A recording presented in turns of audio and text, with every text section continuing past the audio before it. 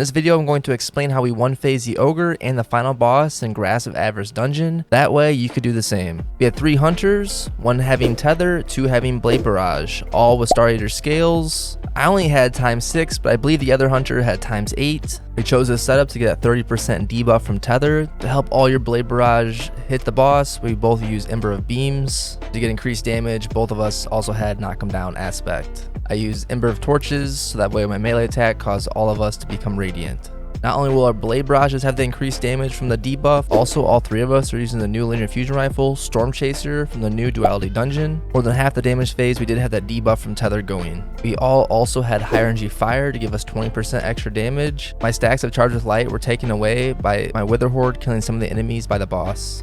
So expect to do 20% more damage than what you see from me right here. Also, we had Radiant active as Radiant and high energy fire stack. Radiant's 25% on top of that 30% debuff from Tether. Since we don't have a bubble or well for survivability, it was kind of difficult for our invisible hunter, but the 2 solar hunters had classy restoration. If you notice, when I got critically wounded, I could dodge to activate that classy restoration to keep my health topped off. And luckily, all the adds that came from our right were mostly attacking me and not my 2 allies to my left. You might wonder why we are not using a well or bubble. It's because high energy fire or radiant do not stack inside a bubble or well, but high energy fire and radiant stack together. Total of 45% with radiant and high energy, but you'd only have 25 if you use bubble or well.